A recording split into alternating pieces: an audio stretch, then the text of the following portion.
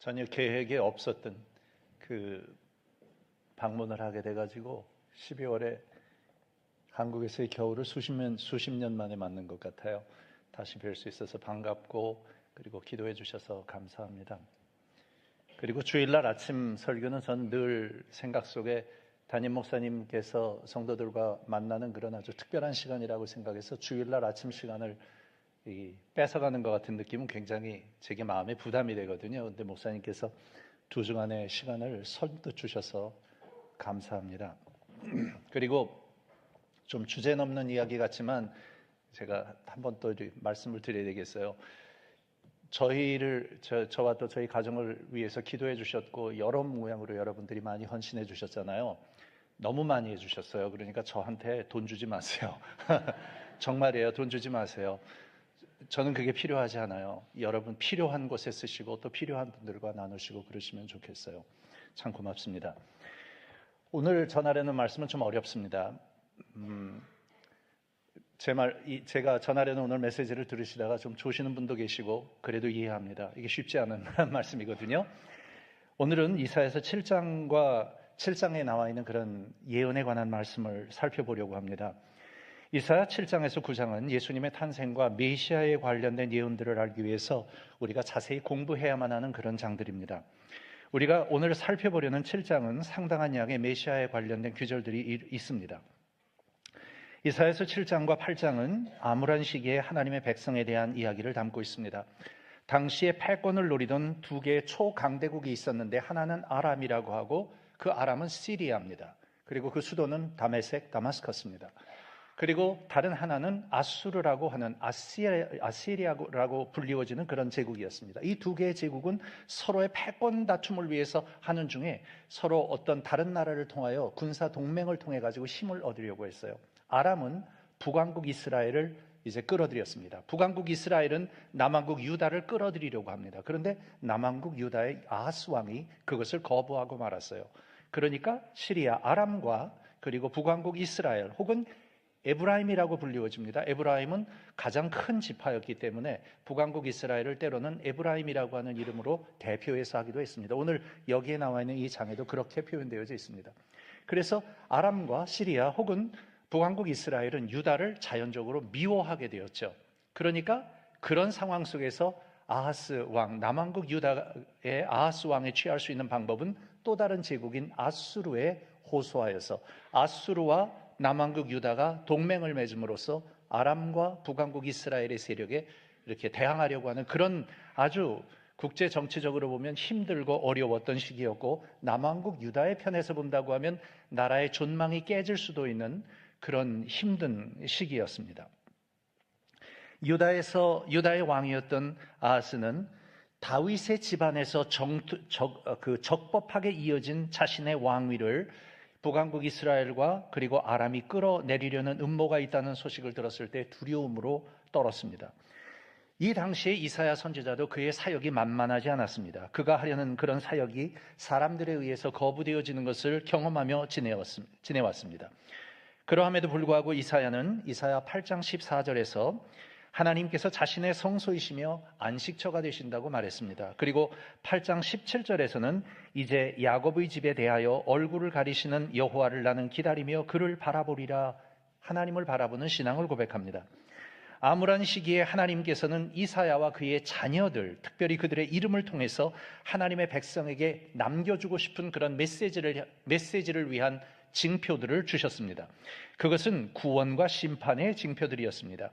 이사야 선지자의 아들 중 하나의 이름은 아주 성경에 나오는 이름들 가운데서도 고귀한 그런 이름입니다. 마할살렐 하스바스라는 그런 이름입니다. 이 이름에는 심판의 메시지가 있습니다. 그의 이름은 속히 약탈되라, 신속히 망가지다 라는 의미가 있습니다. 아람, 곧 시리아와 북왕국 이스라엘에게 하나님께서 아수르를 결국엔 사용하셔서 그들에게 심판을 내리시고 그럼을 통하여 유다의 백성들을 위기로부터 건져주실 것이라고 하는 경고를 이 이름 속에 담고 있습니다. 유다가 상처를 받기는 하겠지만 완전한 멸망을 당하지는 않을 것이라는 말이죠. 심판 중에서도 살아남게 될 자가 있을 것이라는 말입니다. 이사야 선지자의 또 다른 아들의 이름은 스알 야숲입니다. 수알 야숲이라는 이름은 남겨진 자들이 돌아올 것이라는 의미가 있습니다. 그것은 구원의 메시지입니다. 이러므로 6장에서 말씀하고 있는 그루터기 남겨진 자들에 대한 가르침들이 7장과 8장에서도 이렇게 계속 일관성 있게 이사야를 통해서 말씀이 전해져요. 이사야서 8장 18절에서 이사야는 보라, 나와 및 여호와께서 내게 주신 자녀들이 이스라엘 중에 징조와 예표가 되었나니 이는 시온산에 계신 만군의 여호와께로 말미암은 것이니라 했습니다. 그래서 이사야의 두 자녀들의 이름은 그렇게 예언적 메시지를 담고 있는 이름들이었습니다. 저는 오늘 본문으로 이사야서 7장을 택했습니다. 여러 이유가 있지만 7장 14절에서 16절에 나온 말씀, 실제로는 13절부터 이어져야 되는데요. 14절로 16절에 나와 있는 말씀은 해석학적으로 본다면 지뢰밭 같아서 상당히 많은 논란과 그리고 어려움을 갖고 있습니다. 그래서 많은 사람들이 가지고 있는 서로 다른 관점들로 인해서 이 귀절들에 대한 해석을 여러 가지 방식으로 다양한 학자들이 해석들을 내놓았습니다. 이처럼 각기 다른 해석들과 주석들은 결국에는 다른 종류의 신학의 형태로 나타났고 성경 번역들도 이런 것들의 영향을 받게 되었습니다. 그래서 예를 들어 7장 14절에 나오는 처녀라고 하는 단어를 어떤 현대 번역 성경에서는 젊은 여자라고 번역해 나옵니다. 어떤 성경 번역본들 중에는 처녀라고 번역을 했다고 할지라도 그 아래에 따로 각주를 달아서 이렇게 번호를 써서 밑에다가 젊은 여성 혹은 젊은 여자라고 기록함으로써 마치 처녀라는 단어가 젊은 여자로 번역될 수 있는 선택의 여지가 있다고 하는 것처럼 우리들에게 보여지게 만듭니다. 그러나 처녀라는 단어와 젊은 여자라고 하는 단어 사이에는 엄청난 차이가 있습니다. 이 두 개의 단어 모두가 혼기가 찬 여성을 가리키고 있습니다. 젊은 여성이라는 표현, 여자라는 표현은 기혼자와 미혼자 모두에게 사용할 수 있지만 처녀라는 단어는 그렇지 않습니다. 이처럼 한 개의 단어를 다양하게 번역함으로써 예수님의 동정녀 탄생에 대한 교리의 변형을 가져오게 되었고 따라서 기독교 성경의 교리를 뒤틀어 버릴 수도 있게 되는 일들이 일어나게 되었습니다. 그것이 그냥 신학 속에서만 일어난 게 아니라 실제로 한국에도 여러 교단들이 그러한 신학을 추구하는 교단들이 있습니다. 그러므로 이 예언에 대해서 공부할 때 우리는 정말 주의를 기울여서 신중해야만 합니다. 특히 우리가 왜 예수님의 탄생을 기억해야 하는지에 대한 이유를 알고 싶다면 우리는 이것이 어려운 일이겠지만 반드시 해야만 하는 것이지요. 그래서 오늘은 7장에 나와 있는 말씀을 살펴보려고 합니다. 제일 먼저 예수님의 탄생에 관한 깊이 있는 이해가 좀 필요합니다. 예수님에 관한 가르침을 자세히 살펴보면 이사야서 7장과 8장이 서로 연결되고 연관되어 있음을 볼 수 있습니다. 이 두 장 사이에 강한 연결고리는 결국은 구세주에 대한 메시아에 대한 예언들에서 찾을 수 있죠. 7장 14절에 보면 그러므로 주께서 친히 징조를 너희에게 주실 것이라 보라 처녀가 잉태하여 아들을 낳을 것이요 그의 이름을 임마누엘이라 하리라 그렇게 말씀했고 8장 8절 말씀에 보면 흘러 유다에 들어와서 가득하여 목에까지 미치리라 임마누엘이여 그가 펴는 날개가 네 땅에 가득하리라 하셨느니라 라고 말씀합니다. 그런데 이 두 귀절에서 공통적으로 나오는 임마누엘이라는 메시아에 대한 이름은 마태복음 1장에서 마태가 구약 이사야서를 인용할 때 사용한 것이기도 합니다. 그러므로 이사야서 7장 혹은 이사야서 8장에 나와 있는 메시아에 대한 예언은 마태복음 1장에서의 성취를 우리가 볼 수 있는데 그 두 개 구약과 신약 사이에 어떤 관련성이 있는가가 우리의 관심의 초점이기도 합니다.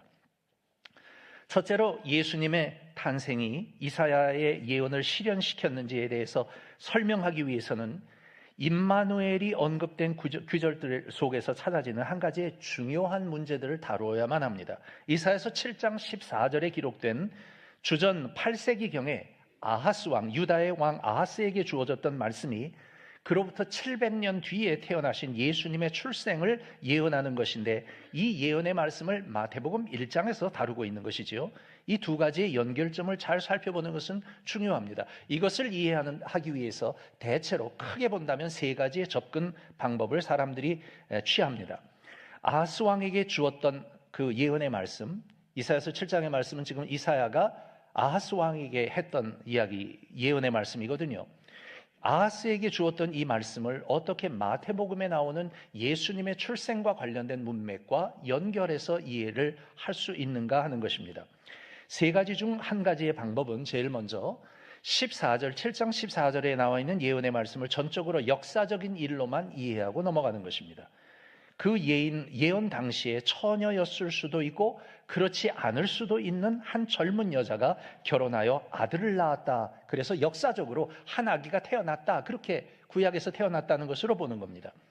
이런 해석을 따라 어떤 사람은 여기 나오는 젊은 여자가 아마도 이사야의 아내일 것이고, 그래서 태어난 약속된 7장 14절에 약속된 아들은 그의 아들 마할살렐 하스바스라고 여깁니다. 또 어떤 사람들은 그 예언을 아하스 왕의 아내였던 아비, 그리고 그 아들을 히스기야라고 주장합니다. 어느 쪽의 경우든 이 해석에 따르면 14절의 예언은 예수님에 관한 직접적인 암시가 아니라고 그렇게 주장을 하지요. 역사적인 사건으로만 보는 겁니다.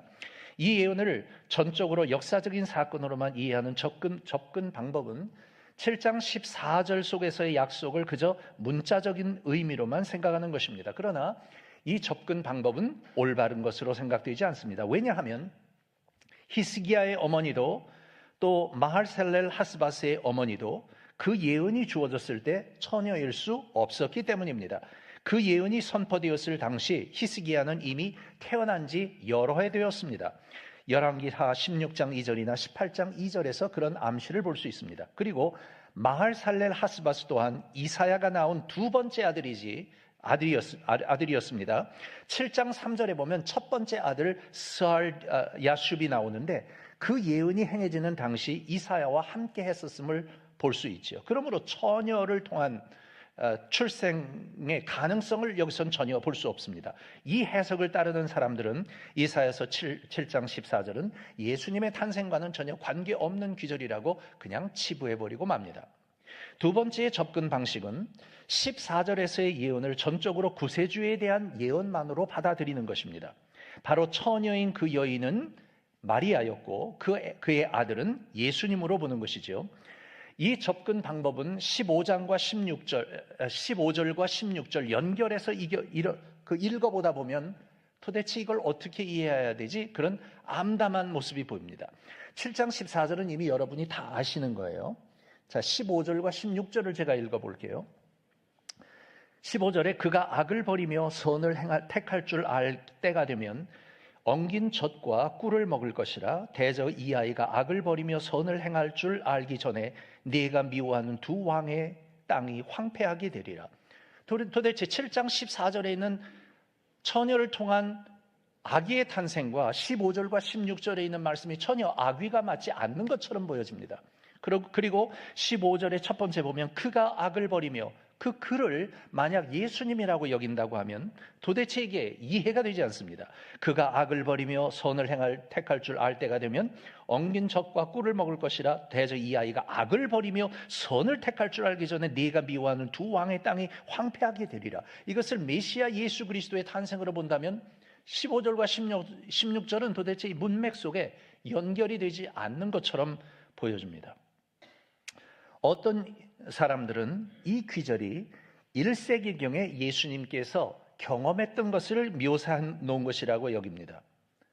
또 어떤 사람들은 14절에 언급된 아들에 대해서는 예수님과 관련된 것이라고 해석하면서도 15절과 16절에서 언급된 아이에 대해서는 14절에 나오는 아들과는 구별된 존재라고 그렇게 말합니다. 그들의 주장에 따르자면 15절과 16절에 언급된 이 아이는 그 표적이 주어졌을 당시인 주전 8세기경에 유다 왕국에 있었던 어떤 한 아이가 경험하는 것으로 해석해야 된다고 말합니다. 다시 말해서 이 해석에 따르자면 14절에 나와 있는 아이는 예수님을 의미하지만 15절과 16절에 있는 아이는 아하스 왕 시절에 어떤 어린아이에 관한 일을 예언하는 것이라고 보는 것이지요.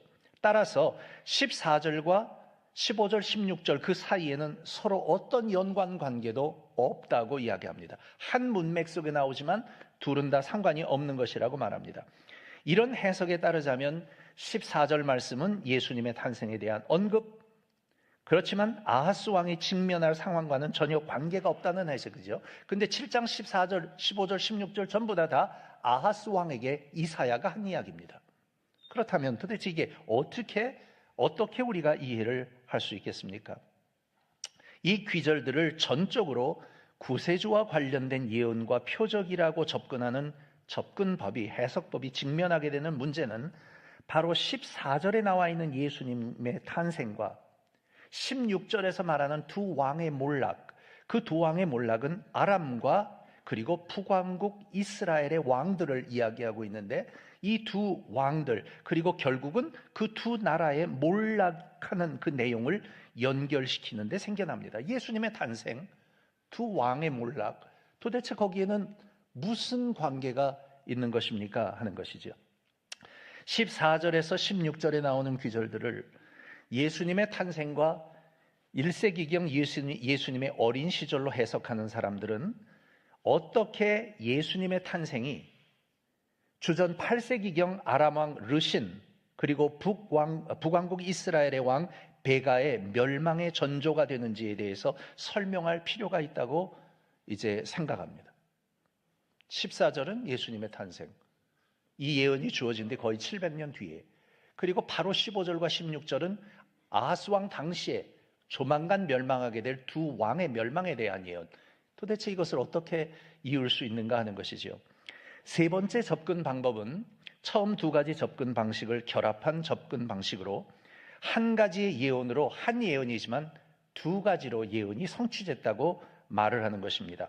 먼저 첫 번째 예언은 바로 예언한 직후에 한 아이가 탄생하는 것으로 이루어지고, 이후에 이어지는 예언의 성취는 예수님의 탄생이다. 그러니까 14절로 16절의 말씀은 아하스 왕 당시에 어떤 아이의 탄생을 말을 하는 것을 첫 번째로 하지만, 깊이 들어가 보면 영적으로, 그런 사람들 많죠. 성경을 볼 때 영적으로 보면 이렇다고 그렇게 말을 하는 분들이 많습니다. 영적으로 보면, 아니면 더 깊은 의미를 보면 그것은 메시아의 탄생을 이야기하는 것이다. 그러므로 한 예언이 두 개의 성취를 가져오는 것이라고 이야기를 합니다. 그래서 더 깊은 의미가 있는 것을 끌어내는 것이라고 말을 하죠. 또 어떤 이들은 이거는 성경 해석학적으로 볼 때 모형론이다. 모형론. 마치 요나가 예수님의 모형인 것처럼 여기 나오는 7장 14절에 처녀가 잉태하여 아이를 낳게 되는 이것도 모형이었다. 그러므로 누군지는 모르지만 젊은 여자가 아이를 낳았고, 그리고 나중에 예수님께서 동정녀의 몸을 통해 태어나실 것을 예표하는 그런 모형적인 것으로 이해를 해야 된다라고 말을 합니다. 근데 그렇게 보면 이게 문맥에 안 맞는 부분이 너무나 많습니다. 모형이 되려면 어느 정도 비슷한 부분이 있어야 합니다. 그런데 예수님의 탄생은 동정녀의 탄생이며, 그리고 나머지 다른 아이들의 탄생은 동정녀를 통한 탄생이 아닙니다. 그래서 이사야서의 탄생된 아기를 정상적인 그런 혼인관계에서 태어난 그런 아이라고 이야기를 한다고 하면, 훗날에 태어날 예수 그리스도를 모형으로 하기에는 너무 버거운 점이 많습니다. 왜냐하면 예수님의 독특성은 동정녀의 탄생이 있기 때문에 그렇습니다. 그러므로 모형론도 이야기가 잘 안 맞는 것처럼 보여집니다. 이사야의 아내는 처녀일 수가 없지만 마리아는 처녀였습니다.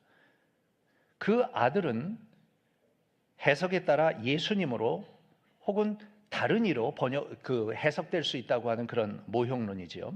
이런 식으로 7장 14절의 아기가 예수님이라면 그는 임마누엘이시고, 만일 다른 주전 8세기의 아기라면 그 아기는 임마누엘일 수 없기 때문입니다. 한 귀절에서 이처럼 두 가지의 성취를 말을 하려는 것이 얼마나 억지인지를 보게 됩니다. 때로 어떤 분들은 성경을 해석할 때 그렇게 억지로 할 경우가 있습니다. 말을 만들기 위해 하는 것이지요. 더 깊은 뜻을 가지고 있다, 영적으로 보면 이렇다고 하면서 언어가 가지고 있는 그 본래의 특성인 뜻이 명확해야 한다고 하는 원칙을 무시해버리는 것입니다. 그런데 하나님께서 우리에게 성경을 주실 때 우리의 언어로 주셨어요. 그래서 문법적인 것들 그리고 역사적인 배경을 살피는 것이 중요한 것입니다. 그 언어는 뜻이 명확해야 되는데, 의사소통은 주어진 단락 안에서 한 가지의 뜻을 가지는 단어들로 인해 이루어져야 됩니다. 이것을 성경 본문에 적용해 본다면 이사야가 했던 예언은 오직 한 가지의 의미를 가지고 있어야 한다는 그런 말입니다. 그것이 바로 그 저자인 이사야가 의도했던 의미이고, 그 의미를 드러내기 위해 저자가 선택한 몇몇의 단어들을 사용해서 그 표현들을 그 문맥 속에 기록하고 있는 것이지요. 그러므로 그 본래의 의미 이상의 것들을 어떻게 내가 그렇게 생각한다고 해서 그것을 덧붙이는 것은 언어와 의사소통의 원칙을 위반하게 되는 것입니다. 그러면 여러분 생각에 이런 견해들을 다 듣고 그러면 저에게 묻고 싶으시잖아요. 그럼 도대체 뭐냐? 결론만 얘기하지 왜 이렇게 서론이 긴가 그럴 수 있잖아요. 그러면 제가 이해하고 지지하는 바는 이사야는 본문을 통해 예언의 말씀을 주셨는데 이 예언은 하나의 예언이 아니라 두 개의 예언으로 두 개의 부분으로 구분되어져 있다는 것입니다. 그러므로 이 두 개의 예언은 각각 따로따로 성취되어져야만 합니다. 이 예언의 각기 다른 두 부분은 하나는 다윗의 집을 대적하는 아람과 북왕국 이스라엘이 가져다두는 그런 위협에 대해 어떻게 될 것인가를 예언하는 것이고, 또 다른 한 가지는, 그러니까 하나는 다윗의 집의 멸망에 대한 멸망과 관련되어진 예언이고, 또 다른 한 가지는 유다를 공격하려고 하는 아람과 그리고 북왕국 이스라엘이 어떻게 멸망할 것인가를 예언하고 있는 두 개의 예언이 이 본문 속에 공존하고 있다는 것입니다. 예언의 첫 부분은 7장 14절 말씀이에요. 처녀의 잉태와 그리고 그녀가 임마누엘이라 불리는 아들을 낳을 것이라고 하는 예언의 메시아의 약속이 포함되어 있습니다. 이 부분은 다윗의 집안, 다윗의 혈통이 처한 위협을 드러내고 있고, 이 예언은 다윗의 집과 더 나아가 유다 민족 전체에게 주어졌습니다. 이걸 좀 설명하기 위해서 제가 여러분들에게 함께 글을 한번 우리 그 성경을 한번 같이 읽자고 권해드리고 싶어요. 7장 13절부터 읽습니다.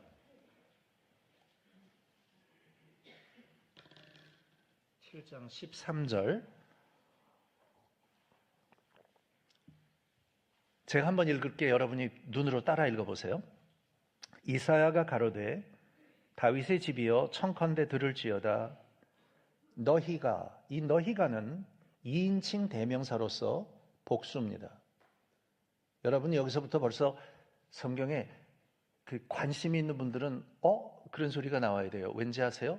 지금 이사야가 아하스 왕에게 이야기를 하는데 너라고 말하지 않고 너희라고 말을 하고 있습니다. 복수입니다.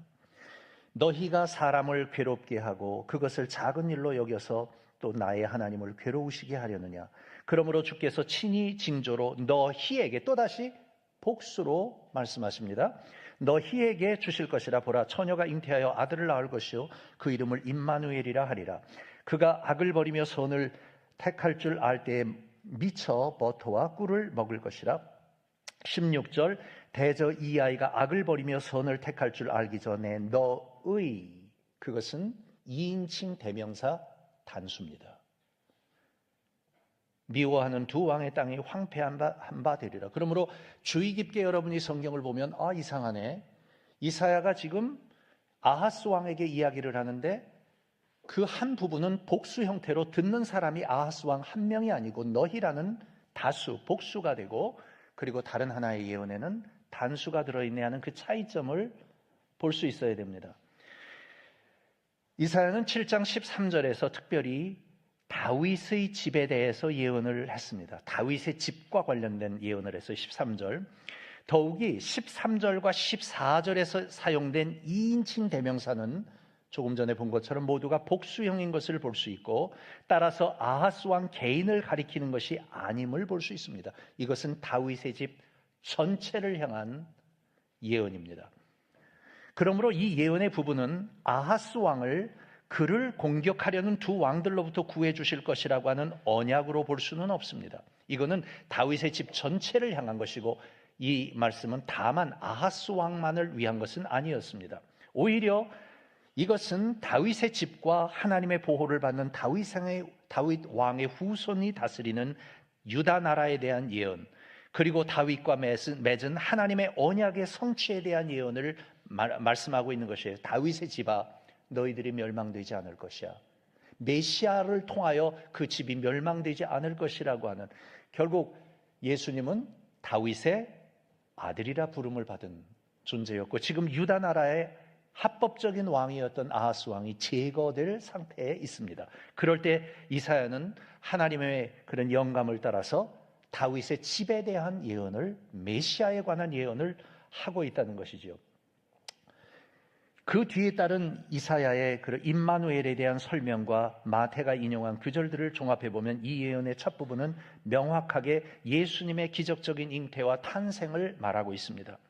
하나님과 다윗의 언약의 성취 안에서 이사야가 예언했던 장래에 오실 메시아의 탄생에 대한 언약은 눈앞에 놓인 위협, 지금 아람과 북왕국 이스라엘이 공격하려는 그 위협에도 불구하고 다윗의 가문이 보존될 것이라는 것을 의미합니다. 메시아는 오셔야 하기 때문에. 언약의 두 번째 부분인 7장 15절로 16절 말씀은 아하스 왕에 대해서 직접적으로 말씀하고 계신 것입니다. 그래서 7장 16절에 특별히 대저 이 아이가 악을 버리며 선을 택할 줄 알기 전에 너의, 그 너는 지금 이사야는 아하스 왕에게 향해 말씀하고 있는 것이죠. 너의 미워하는 두 왕의 땅이 패한 바되리라. 그 두 왕은 아람의 왕과 북왕국 이스라엘의 왕입니다.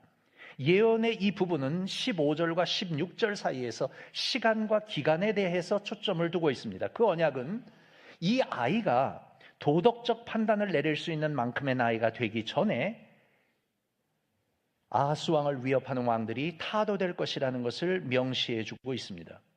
그러나 그 언약이 성취되는 시기에 대해서는 그 아이가 도덕적인 판단을 할 수 있는 나이인 그저 2-3살 돼 안 돼, 아니면 성인으로 인정되어 법적인 책임과 판단을 할 수 있는 12살, 13살, 아니면 15살 그 이후인지에 관해서는 관점에 따라 견해가 갈립니다. 그러나 2년, 3년이 되었건 12년, 15년이 되었든지 간에 어느 경우라고 할지라도 그 의도는 정말 동일합니다.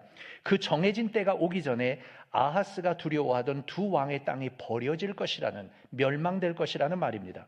만약에 그 언약이 가르치는 시간이 2-3년 후의 것이라면 그것은 연합군이 붕괴될 것이고 그리고 그들의 왕인 르신과 베가가 죽임을 당할 것이라는 것을 말하고 있고, 두 왕 모두 기원전 732년에 아수르 사람들에 의하여 그들의 영토가 정복되었습니다.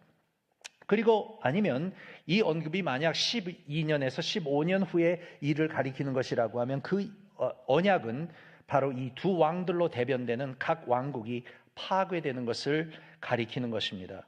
아람 혹은 시리아는 기원전 732년에, 그리고 북왕국 이스라엘은 기원전 722년에 아수르 사람들에 의하여 멸망됐습니다. 그러므로 15절과 16절에 나와 있는 말씀은 성취되었습니다. 어떤 경우가 되었든지 두 번째 예언은 아하스에게 적용되는 것으로서 7장 7절에서 하고 계신 하나님께서 유다를 건져주실 것이라고 하는 예언을 확증하고 있는 것입니다.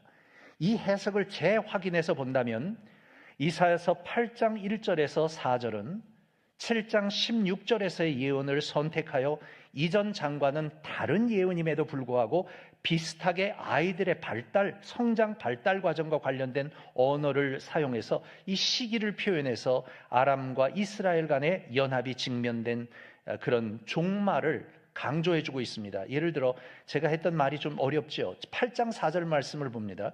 8장 4절에 보면 비슷한 표현을 볼 수 있습니다. 8장 4절에 보면 이는 이 아이가 내 아빠 내 엄마라 부를 줄 알기 전에 다메섹은 아람입니다. 시리아, 사마리아는 북왕국 이스라엘입니다.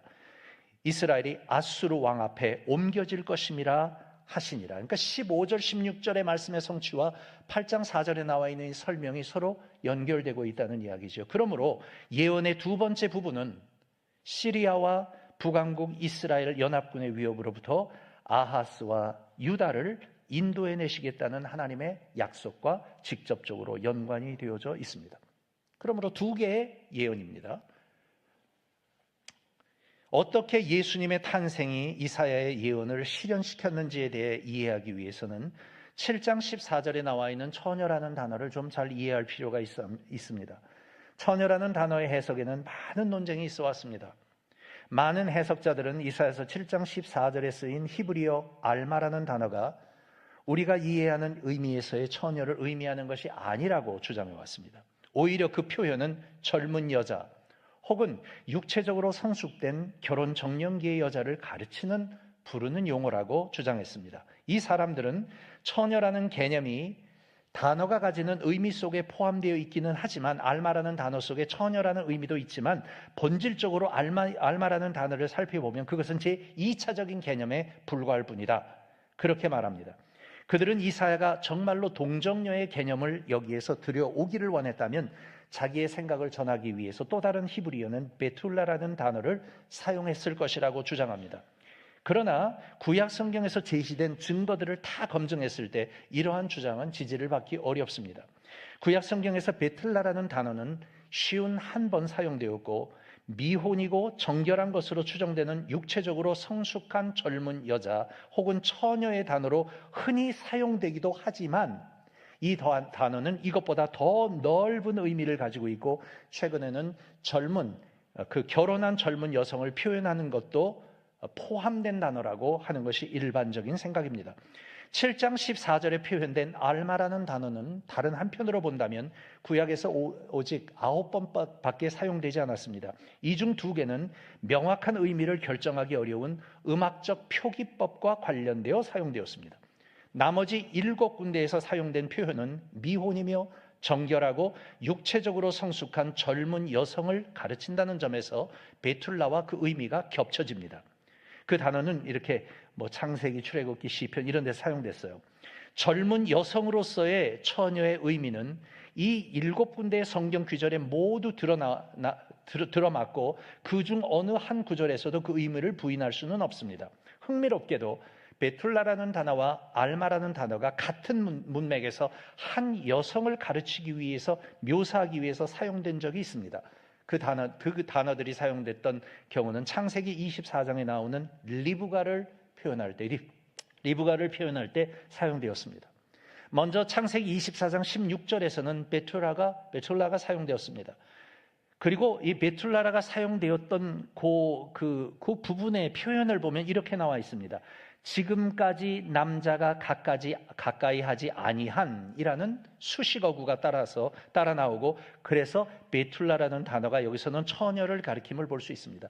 베툴라를 그냥 베툴라라고 표현하지 않고 굳이 그 앞에다 지금까지 남자가 가까이 하지 아니한 그 말이 담고 있는 의미는 이 단어는 실제로 젊은 여자를 다 지칭해서 할 수 있고 그 가운데는 처녀도 있으며 그렇지 않고 기혼자도 있을 수 있다는 것을 암시하고 있는 것이죠. 그런데 비해서 24장 43절에서는 알마라는 단어가 사용되었는데 그 단어 앞뒤에는 어떤 수식어도 따로 붙지 않습니다. 이것을 통해 볼 때 알마라는 뜻은 전혀 모호함이 없이 어떤 보충 설명이 없이도 베툴라의 의미에 성적인 순수성이 더해져서 표현되는 처녀를 가리키고 있음이 분명합니다. 이사야 선지자는 그의 예언에서 의도했던 의미를 정확히 전달하기 위해 베툴라보다는 알마라는 단어를 사용했습니다. 따라서 우리는 이사야서 7장 14절이 예수 그리스도가 처녀, 즉 동정녀로부터 잉태되었다는 사실을 증명하고 있음을 볼 수 있습니다. 그러면 예수님의 탄생이 어떤 의미들을 내포하고 있는가? 지금까지 우리가 함께 나눈 것을 이해하기 위해서는 적어도 2가지의 것을 살펴볼 필요가 있습니다. 첫 번째 것은 성경은 절대적인 신뢰를 할 수 있는 것이라는 것이죠. 성경 속에 나온 예언은 실패 없이 이루어진다는 진리입니다. 메시아에 대한 예언은 문자 그대로 예수님의 탄생에서 성취되었습니다. 예수님의 출생은 이사야서 7장 14절에 예견되었듯이 그는 2000년 전에 베들레헴에서 태어나셨습니다. 예수님의 출생에 대한 예언은 이사야서 7장 15절로 16절에서 예언한 대로 아람과 북이스라엘의 동맹의 위협으로부터 남유다가 건짐을 받게 됨이 성취되어 메시아가 그대로 그 다윗 왕의 계열을 통해 태어났다고 하는 그런 확실성을 보여주는 것입니다. 다음의 성경 구절들을 한번 보세요. 이사야서 7장 15절 16절을 제가 다시 볼게요. 그가 악을 버리며 선을 택할 줄 알 때가 되면 엉긴 젖과 꿀을 먹을 것이라. 대저 이 아이가 악을 버리며 선을 택할 줄 알기 전에 네가 미워하는 두 왕의 땅이 황폐하게 되리라. 우리가 이미 살펴보았던 것처럼 이것은 아하스 왕에게 주어졌던 예언이죠. 주님께서는 시리아와 북이스라엘을 지칭하는 이 두 왕들의 나라와 땅들이 황폐하며 멸망하게 될 것이라고 했는데, 멸망하게 될 것이라고 말씀했는데, 예언한 대로 그 두 나라는 그렇게 아수르에 의해서 멸망되어졌습니다. 그러므로 우리는 아하스 왕에 대한 예언이 이루어진 것을 보아 예수님의 탄생에 대한 예언 역시 반드시 이루어질 수 있음을 예측할 수 있습니다. 그래서 이 예언 속에 이사야가 아하스에게 말합니다. 메시아에 대한 그 예언, 그것은 다윗의 집이, 지금은 이렇게 적군에 의해서 위협을 받고 있지만 다윗의 집이 건짐을 받을 것이라고 하는 예언의 성취가 7장 14절에 나와 있는 메시아의 성취로 나왔고, 그리고 그 두 부분에서는 15절과 16절에 있는 예언의 성취는 바로 아하스 당시에 그 두 왕들의 멸망을 예언하여 주심으로써 7장 14절에 나와 있는 예언도 성취될 것이라고 하는 것을 보장하여 말씀하고 있는 겁니다. 복음서들이 증거한 것과 같이 예수님은 육체를 가지고 태어나셨고, 그것은 성경 안에 예수님에 관한 많은 예언들이 성취되었음을 우리가 볼 수 있습니다.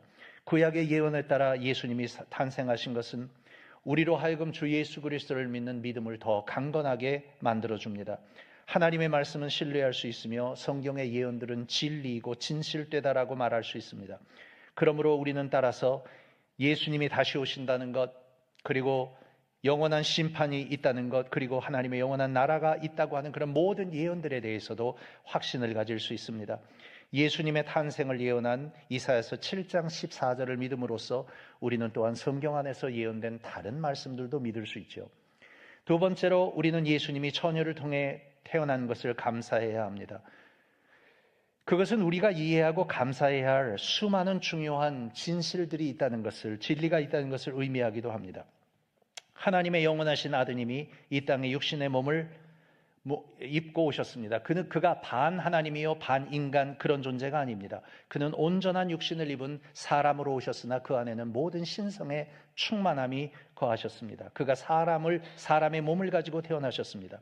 이것이 얼핏 들어보면 아무 별 의미가 없는 것처럼 들릴지도 모르지만, 그렇지만 이 의미는 참 큽니다. 우리가 부정적으로 생각해서 만약 예수께서 사람의 육신으로 인간의 본성을 가지고 태어나지 않으셨다고 이야기한다면 우리는 이것이 엄청난 문제가 있음을 알게 됩니다. 왜냐하면 육체로 태어나시지 않은 예수님이라면 그분은 육체로 죽고 고난을 당하실 수 없었고 육체적 부활을 하실 수 없으셨습니다. 그러므로 성육신, 동정절을 당한 성육신을 부정하는 사람은 예수 그리스도를 부활을 믿을 수 없으며 그에게는 영원한 나라가 있을 수 없습니다. 그러므로 어떤 사람이 나는 다 믿어요, 다 믿어. 그러나 처녀가 잉태하여 아기를 낳은 그것만은 믿지 못하겠습니다. 그러면 우리는 생각하기를 저 사람은 다 믿지만 하나를 부정한다고 여기지만 그것이 아닙니다. 그는 다 부정하고 있는 것입니다. 동정녀 탄생을 부정하는 이는 예수님에 관한 한 모든 것을 부정하는 사람입니다. 예수께서 육체를 가지고 오셨다는 것을 부정하는 사람은 적그리스도의 영을 받은 사람이라고 사도 요한이 그렇게 말했습니다. 죽음은 육체에 생명이 있음을 전제로 하기 때문에 성육신하지 않으신 예수님은 부활하실 수 없습니다. 우리는 가장 비참한 자들이며 우리에게는 소망이 없다고 말할 수 있습니다. 그러므로 그런 기독교는 존재하지 않습니다. 그것은 자유주의가 아닙니다. 성육신을 부정하는 것은, 처녀가 잉태하여 아기를 낳았다는 것을 부정하는 것은 자유주의 신학이 아닙니다. 그것은 또 다른 종교입니다. 그건 다른 종교입니다. 기독교가 아닙니다. 주님의 특별한 탄생은 주께서 특별하신 분임을 의미합니다. 예수님은 신성과 인성 두 개의 본성을 지닌 한 분이셨습니다. 그렇다고 해서 그분이 하나님이 아니신 적이 없었습니다. 이것이 바로 예수께서 처녀를 통해 잉태하심이 의미하는 바입니다. 디모데전서 3장 16절에서 이렇게 말했습니다. 크도다 경건의 비밀이요 그렇지 않다 하느니 없도다. 그는 육신으로 나타난 바 되시고 영으로 의롭다 하심을 받으시고 천사들에게 보이시고 만국에서 전파되시고 세상에서 믿음 바 되시고 영광 가운데서 올려지셨느니라 그랬습니다. 그러므로 예수님의 신성과 인성 모든 것이 경이롭습니다. 그리고 처녀의 몸을 빌어 태어나셨다고 하는 것은 그에게 죄가 없다는 것을 말합니다. 예수님은 아담의 죄를 가지고 태어나지 않으셨습니다. 그는 신성한 하나님의 개입, 성령의 개입을 통해서 마리아는 임신을 하게 됩니다. 이것이 이상하거나 불가능한 것으로 여기지 마십시오. 이 세상의 모든 것이 없는 데서 생겼습니다. 이 모든 것, 우리 자신도 그렇습니다. 그렇다면 마리아의 태에 아기를 갖게 하는 것이 하나님의 창조적 능력에 비해 아무것도 아님을 우리는 인정할 수 있습니다. 예수님이 처녀를 통해 잉태되심은 필수적인 것이고 계획된 것이었습니다. 예수님은 말씀하시기를 자신은 마리아로부터 나온 것이 아니라 사실은 하늘로부터 왔다고도 말씀하셨습니다. 요한복음 3장 28절에서 이렇게 말씀했습니다. 내가 하늘에서 내려온 것은 내 뜻을 행하려 함이 아니요 나를 보내신 이의 뜻을 행하려 함이니라. 내가 하늘에서 내려온 것은, 예수님은 육신으로 태어나시기 이전에도 이미 존재하고 계신 분이십니다. 예수께서 결혼을 통해 육체적 관계를 통해 태어나신 것이 아님을 보여주는 또 다른 증거가 얼마든지 있습니다. 예를 들어 요한복음 8장 53절로 58절이 있습니다. 여러분도 한번 보세요. 눈으로 한번 따라 보십시오. 제가 읽을게요. 너는 이미 죽은 우리 조상 아브라함보다 크냐? 또 선지자들도 죽었거늘 너는 너를 누구라 하느냐? 예수께서 대답하시되 내가 내게 영광을 돌리면 내 영광이 아무것도 아니거니와 내게 영광을 돌리시는 이는 내 아버지시니 곧 너희가 너희 하나님이라 칭하는 그이시라. 너희는 그를 알지 못하되 나는 아노니 만일 내가 알지 못한다면 나도 너희같이 거짓말쟁이가 되리라. 나는 그를 알고 또 그의 말씀을 지키노라. 너희 조상 아브라함은 나의 때 볼 것을 즐거워하다가 보고 기뻐하였느니라. 유대인들이 이르되 네가 아직 50세도 못 되었는데 아브라함을 보았느냐. 그러니까 유대인들의 생각에는 예수님을 마리아와 요셉 사이에 난 인간으로만 본 거죠. 근데 50세도 안 됐는데 한 2500년 전에 계셨던 아브라함을 봤다고 말을 하느냐. 그랬을 때 예수께서 요한복음 8장 58절에서 이렇게 말씀했어요. 예수께서 이르시되 진실로 진실로 너희에게 이르노니 아브라함이 나기 전부터 내가 있느니라. 거기 보면 내가 있었느니라는 과거형이 아닙니다. 내가 있느니라는 현재형입니다. 여호와라는 이름의 뜻이 스스로 계신 자, 영어로 하면 그냥 I am입니다. 내가 있다, I am. 그 am이라는 단어는 현재형입니다. 이거는 영원토록 현재형입니다. 그분이 바로 예수 그리스도이십니다. 예수께서 육신으로 이 땅에 태어나셔서 그는 잃어버린 자를 찾아 구원하려 하러 오셨습니다. 이거는 많은 의미를 가지고 있어요. 성탄절의 의미가 무엇인가? 잃어버려진 우리의 영혼을 구원하기 위해 예수께서 성탄하셨습니다. 그것이 진정한 의미입니다. 그래서 교회는 그 본질로 돌아가야 합니다. 구세주께서 이 세상에 오신 주된 그 근본 목적은 구원에 있었습니다. 영혼 구원에 있었습니다. 그러므로 다른 것에 분산하지 마십시오. 우리는 영원한 나라를 추구해야 됩니다. 그래서 구원에 관한 문제가 그렇게 중요합니다. 하나님이 세상을 이처럼 사랑하사 독생자를 주셨는데 왜 주셨냐면 누구든지 그를 믿는 자마다 멸망치 않고 영생을 얻게 하려 함이라고 말씀했습니다. 예수님은 우리의 믿음의 표대이며 그리고 믿음의 근거이기도 합니다. 그러므로 여러분의 믿음 속에 어떤 믿음을 가져야 되냐면요, 언제나 예수님과 관련된 것이에요. 여러분의 환경이나 여러분이 잘되고 못되거나 혹은 건강하고 아픈거나 그런 것과 전혀 관계가 없습니다. 심지어 요새 있는 정치적 상황과도 관계가 없어요. 오직 예수님.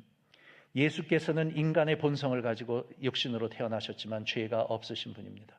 오늘 저희는 이사야서 7장 13절로 16절에 나와 있는 예언이 실제로는 아하스와 그의 세대를 위한 것이기도 하지만 훗날에 메시아가 오실 것을 예언한 말씀까지 포함된 두 개의 예언이 포함된 것이라고 살펴보았습니다. 처녀를 통한 메시아의 탄생은 바로 기적적인 탄생입니다. 앞으로 오실 메시아에 대한 예언이 이 7장 14절의 주된 요점입니다. 우리가 예수님의 탄생을 기념하는 것은 우리에게 예수님과 같은 또 다른 구세주는 없기 때문입니다. 누가 처녀를 통해 태어날 수 있으며 누가 예언된 인자가 될 수 있겠습니까? 누구의 탄생이 성경의 예언들이 성취됨으로 확인되어 증명되었습니까? 그분은 육신으로 태어나셨으며 하나님이시며 사람이시고 우리의 구세주이십니다. 누구든지 그를 믿으면 영생을 얻고 누구든지 그분을 부인하면 그는 하나님의 나라에서 거부될 것입니다. 성탄절은 다른 것이 아닌 오직 주님이신 예수님을 찬양하는 것이어야 합니다. 그래서 성탄이 기쁜 것입니다. 만약 그것이 없다면 기쁜 일이 뭐가 있겠어요? 다 있다 없어지는 것인데 영원한 것은 주님밖에 없거든요. 그러므로 이 성탄절에 정말 여러분들이 개인적으로 나와 주님과의 관계는 정말 어떠한가? 혹시 나와 주님과의 관계는 다른 요소들로 인해서 흔들리고 있는 것은 아닌가? 혹은 약화되어진 것은 아닌가? 주님은 내게 누구신가? 그리고 주님 오심에 대한 감사로 그리고 감격으로 여러분의 마음들이 다 채워졌으면 좋겠습니다. 주님이 여러분을 위해 오셨습니다. 기도하겠습니다.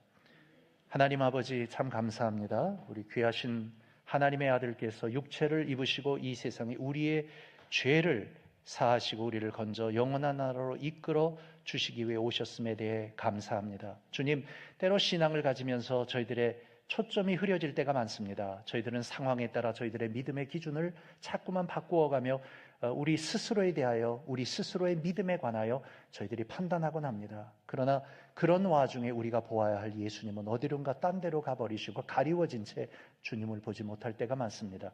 이번 성탄절은 주님께로 돌아가는 우리의 생각의 전환 그리고 변환이 있게 하셔서 다시 한번 우리의 신앙이 회복되게 도와주시옵소서. 예수님의 이름으로 기도하옵나이다. 아멘.